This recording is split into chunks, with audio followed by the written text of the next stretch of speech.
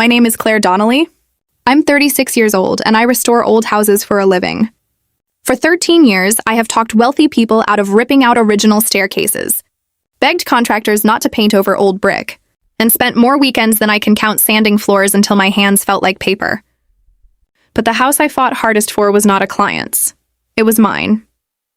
A narrow blue cottage on the Oregon coast, 2 miles north of Manzanita, sitting at the end of a gravel lane where the wind came in sharp and salty, and the fog rolled low over the beach grass.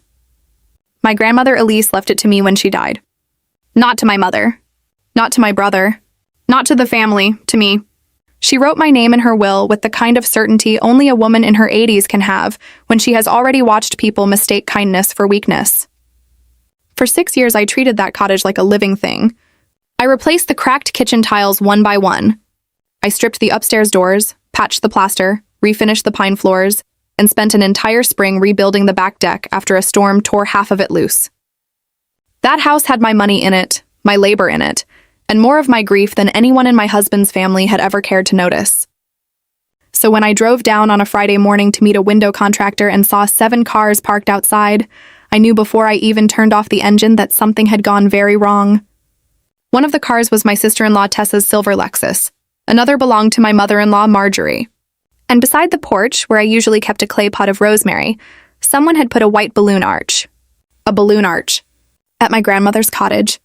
I sat in the driver's seat with both hands on the wheel and stared through the windshield while a woman in black pants carried a tray of cupcakes toward my front door. The door was wide open. Music floated out. Not quiet music. Not background music. Party music. I stepped out of the car and walked slowly up the path. The rosemary pot was gone. My grandmother's brass heron, the one that had stood by the porch since I was 12, had been moved into the side yard like a piece of junk someone meant to deal with later.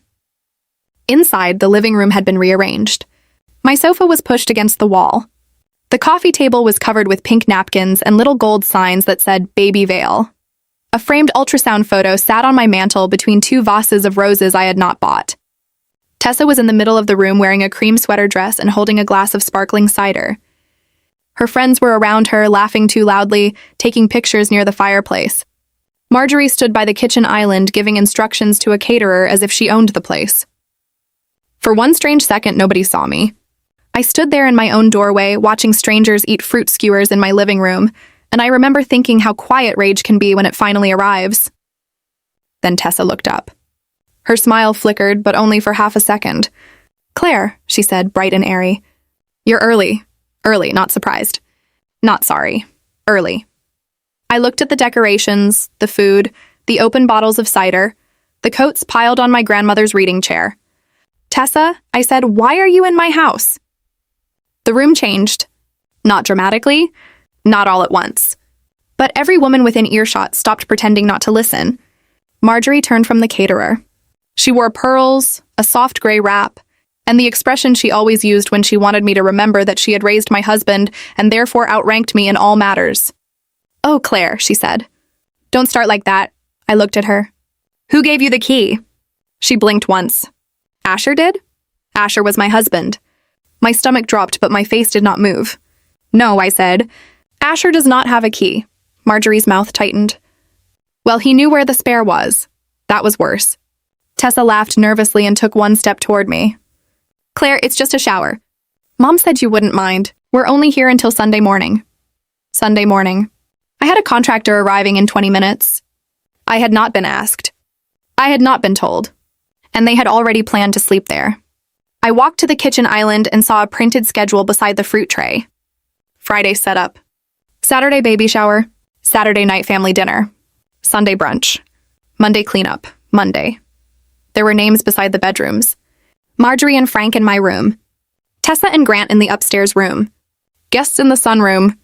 My grandmother's sunroom. I picked up the paper and photographed it with my phone. Marjorie's voice sharpened. "What are you doing?" "Documenting," I said. Tessa rolled her eyes. "Claire, please don't make this ugly." I looked at her then. Really looked. 29 years old. Married 18 months. Pregnant with the first grandchild. Accustomed to people moving furniture around her feelings. "Tessa," I said, "this became ugly before I walked in." A woman near the fireplace slowly lowered her phone. Marjorie stepped closer. This cottage is part of Asher's life too. No, I said. It's part of mine. Her smile disappeared. Then she said the sentence that told me everything. Claire, one day this will all belong to your children anyway. You're being possessive over something that should stay in the family. The family. Not my family. Hers. I took one more photo of the schedule. One of the balloon arch, one of the open front door, and one of my grandmother's brass heron sitting crooked in the wet grass outside. Then I turned to the caterer. I'm sorry you were put in this position. Please pause setup until I speak with my attorney. That got everyone's attention. Tessa's face went pale. Marjorie laughed once, but it came out thin. Attorney? For a baby shower? No, I said, picking up my bag. For trespassing. Then I walked back out of the cottage without raising my voice. Because the mistake Marjorie made was simple. She thought the house was just sentimental. She didn't know my grandmother had left me something much stronger than memories. She had left me paperwork. I drove away from the cottage with my hands shaking so badly I had to pull into the overlook above Neocani Beach. Below me, the ocean was gray and restless. The kind of water that looks cold even from a distance. I sat there for almost 5 minutes, breathing through my nose, trying not to picture strangers sleeping in my grandmother's bedroom. Then I made the first call. Hi, Nolan, I said when the window contractor answered. I need to reschedule today's walkthrough. There are unauthorized people at the cottage. He went quiet. Unauthorized like squatters? Unauthorized like in-laws, he exhaled. Worse. Despite myself, I almost laughed. Almost. The second call was to my attorney, Elaine Porter, the same woman who handled my grandmother's estate 6 years earlier. Elaine was in her late 50s. Direct in the way good lawyers are direct, and she had once told me that most family property disputes begin with someone saying, I didn't think it mattered. Her assistant put me through in 2 minutes. Claire, Elaine said. Tell me what happened. I told her everything.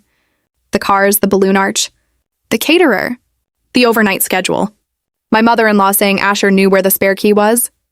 Elaine did not interrupt me once. When I finished, she asked, Did you give anyone permission in writing? No. Verbally? No. Did Asher? He isn't authorized to. Correct, she said. And that is not an opinion. That is in the trust language. I closed my eyes. The trust. My grandmother had not left the cottage to me in a casual way. She had left it through a small family trust with me as the sole beneficiary and sole controlling trustee. At the time, I thought it was excessive. Now sitting above the ocean while my husband's family held a baby shower in my living room, I understood every word. Elaine continued, I still have the estate file. Elise was very specific. No private events overnight stays, family gatherings, retreats, showers, ceremonies, or rentals without your written approval. Spousal approval is not approval. Extended family approval is not approval. Assumption is not approval. There was that word. Assumption. The soft little blanket people throw over theft to make it look polite. What do? I asked. You document. You do not yell. You do not touch their belongings. You do not let them turn this into a scene about your attitude.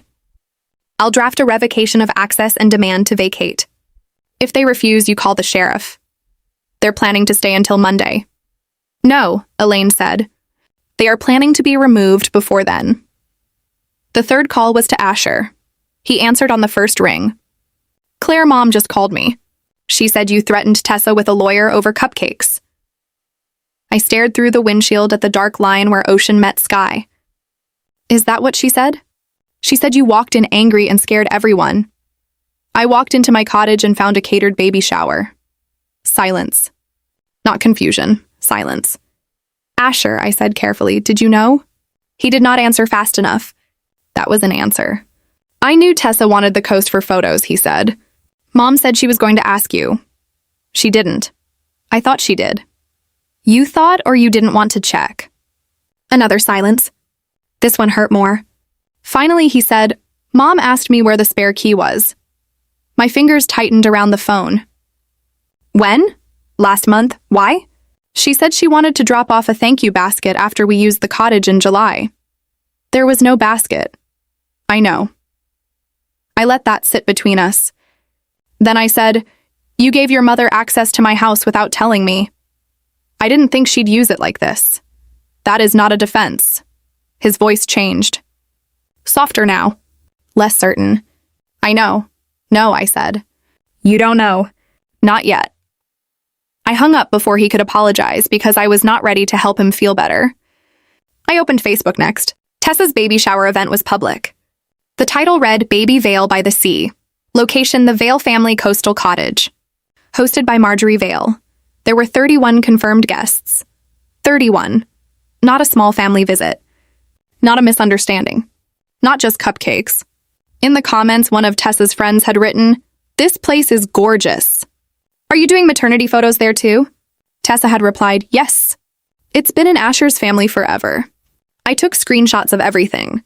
Every comment. Every RSVP. Every photo of my grandmother's fireplace with pink paper garlands taped above it. Then Marjorie texted me, "Claire, I know you're upset, but leaving like that was embarrassing. Come back tomorrow with a better attitude. This weekend is about Tessa, not your control issues." I screenshotted that too. At 4:40, Elaine emailed me 3 documents. The deed, the trust clause, and a demand to vacate. The trust clause was only 1 paragraph, but I read it 6 times. My grandmother had written beside it in blue ink, "If anyone says I assumed you wouldn't mind, they already knew to ask." That was when I cried. Not loudly, not dramatically, just enough that the paper blurred in front of me. By 7 that evening, I had checked into a small motel in Tillamook. Asher arrived a little after 9. He looked tired, guilty, smaller somehow. I handed him the printed screenshots before I let him sit down. He read them on the edge of the motel bed. The event page.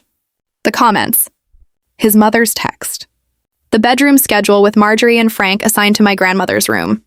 When he got to that page, his face changed. My parents were going to sleep in Elise's room? Yes. He looked up at me. I didn't know that. I believe you. Relief flickered across his face. Then I finished the sentence. But I don't think you wanted to know. That landed. He looked back down at the papers. For the first time since I had married him, Asher did not defend his mother. He did not explain her. He did not say she meant well. He just said, "What happens tomorrow?" I took out the demand to vacate. At noon, I go back with a sheriff's deputy. Elaine has already spoken to the non-emergency office. If they leave quietly, it ends quietly. And if Mom makes it public?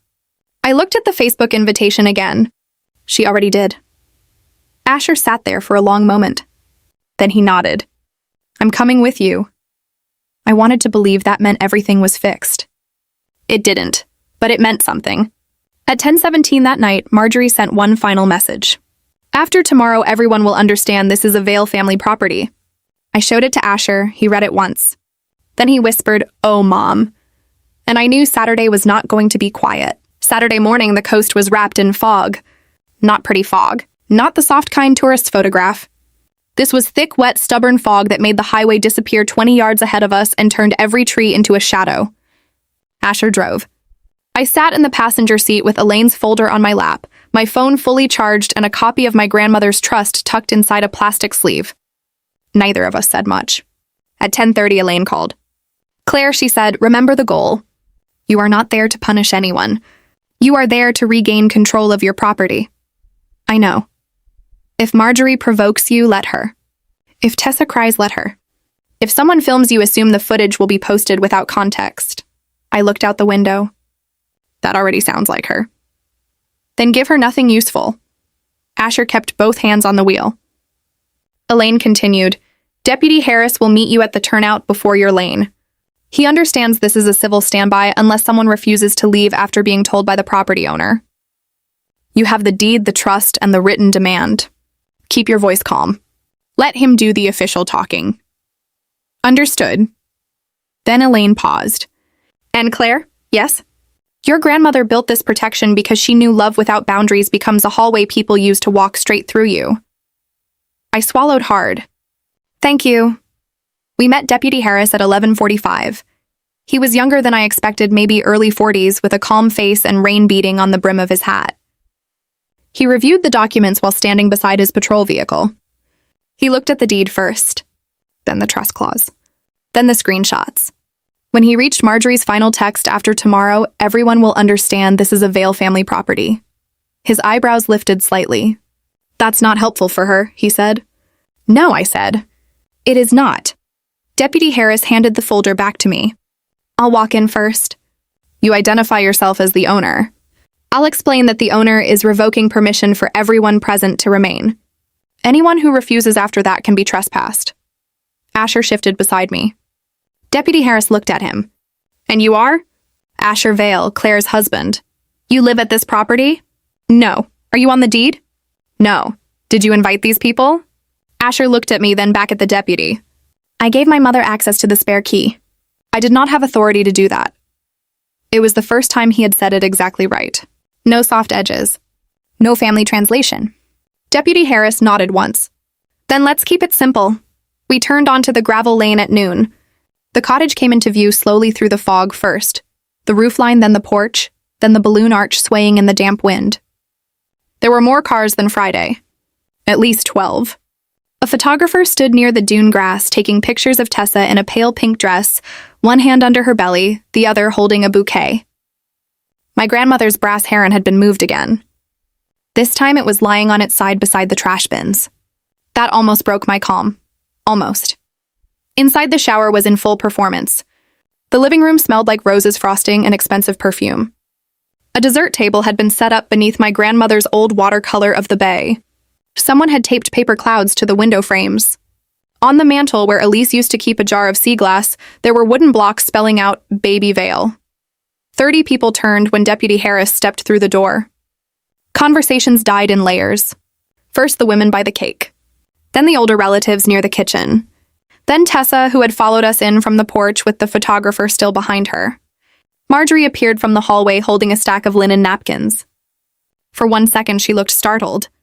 Then she rearranged her face. Claire, she said, this is not appropriate. I stood beside Deputy Harris and said, I am Claire Donnelly, owner and trustee of this property. I did not authorize this event. A woman near the dessert table whispered, Owner? Marjorie's head snapped toward her. Deputy Harris opened the folder. Ladies and gentlemen, he said, voice even.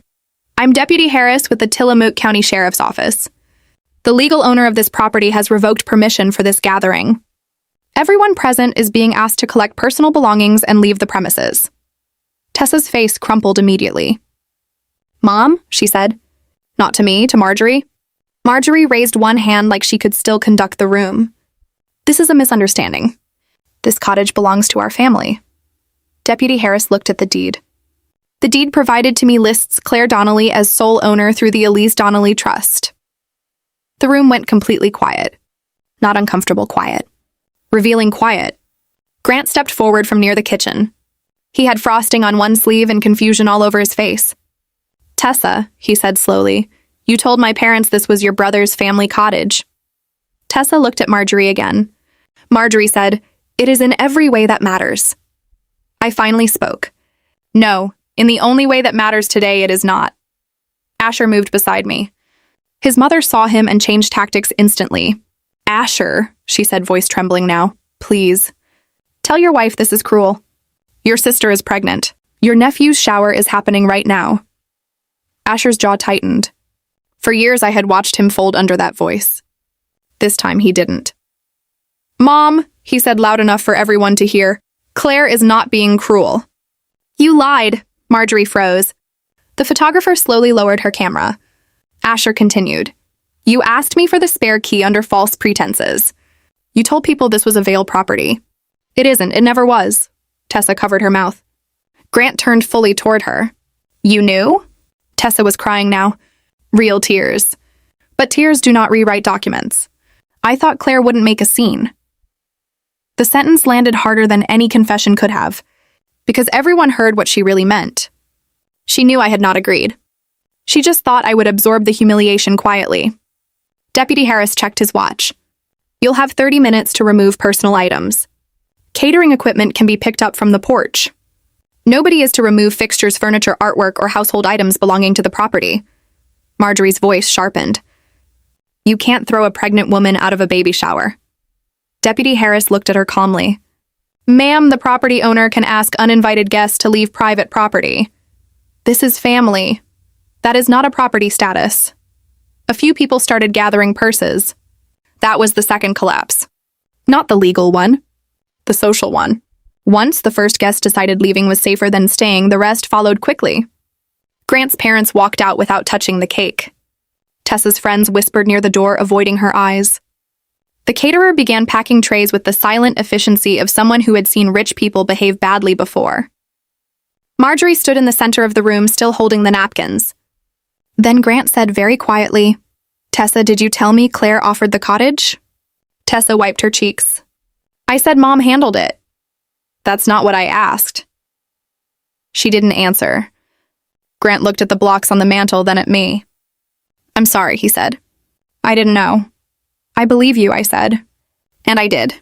By 12:42, the living room was nearly empty. The balloon arch sagged in the mist outside. The cake sat untouched on the table. Marjorie walked to the door last. Before stepping out, she turned to me. "You have no idea what you've done to this family." I looked at the brass heron lying beside the trash bins. Then I looked back at her. "Yes," I said. "I do." Asher locked the door behind them. But the worst discovery came 10 minutes later when I walked into my grandmother's bedroom. I opened my grandmother's bedroom door and stopped. For a second, I forgot Asher was behind me. I forgot Deputy Harris was still on the porch.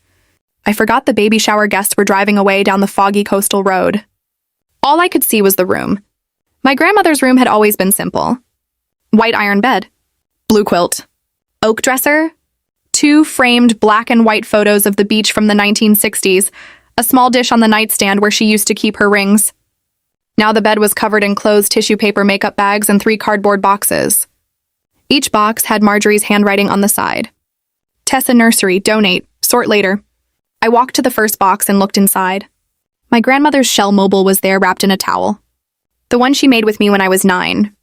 Her jar of sea glass, 2 hand-stitched pillowcases, a framed photo of Elise standing on the deck in a yellow raincoat.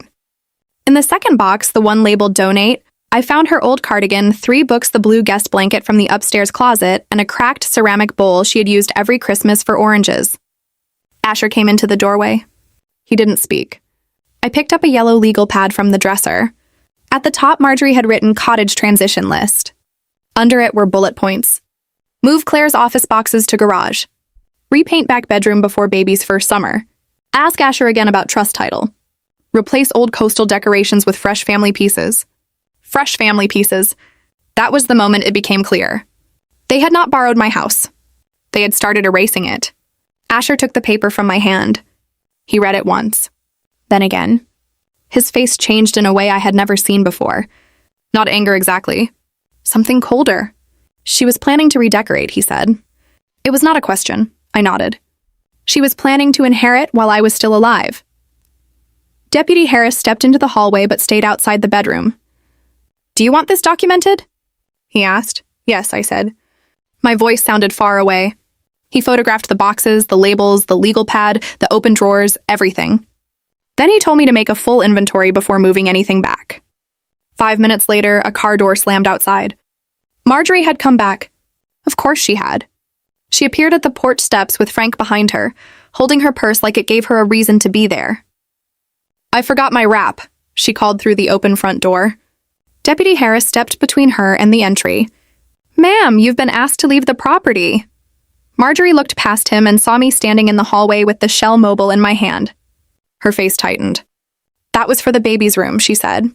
I walked to the doorway but did not step outside. "No," I said. "It was from my grandmother's room." "It's a family piece." "It is my family piece." Her eyes flashed. "You don't even have children, Claire." The porch went silent. Frank closed his eyes. Asher moved before I did. He stepped around me and stood in the doorway.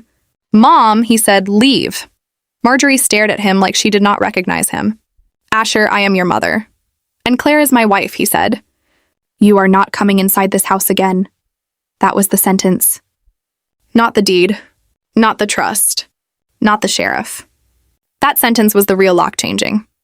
Marjorie's mouth trembled, but she did not cry. She was too angry to cry. "You'll regret choosing this." Asher looked at her for a long time. "No," he said. "I regret not choosing it sooner." Deputy Harris walked her back to the driveway. She left without the wrap. It was on my grandmother's bed. I mailed it to her 2 days later with no note. The locksmith arrived at 2:30. He changed both doors, the shed and the little side gate that led to the beach path. Asher paid him from his own account. Then he ordered 2 cameras and installed them before sunset. We spent the rest of the afternoon putting the room back together. Not perfectly. Some things do not go back perfectly after people have handled them without love. But the Shell Mobile returned to the window. The sea glass went back on the dresser. The blue quilt went back on the bed. Before we left, I put Marjorie's legal pad inside Elaine's folder. On Monday morning, Elaine sent formal no trespass letters to Marjorie, Frank, and Tessa. That afternoon, Marjorie sent a long email to 12 relatives saying, "I had weaponized legal technicalities against a pregnant woman." I replied to everyone. I attached the deed, the trust clause screenshots of the public shower invitation photos of the bedroom boxes, and the page titled Cottage Transition List. My message was 4 sentences. This cottage is not a Vale family property. No one had permission to host an event, stay overnight, remove belongings, or plan future use. All future questions may go through my attorney. Please do not contact me about this again. Nobody replied for 3 hours. Then Asher's Aunt Linda wrote one word. Understood. That was the end of the family debate. Tessa texted me 12 days later. She said, "I'm sorry. Mom told me it was handled, but I knew I never heard it from you." I should have asked. It was not perfect. But it was honest enough that I answered. "Thank you. I hope the baby is healthy."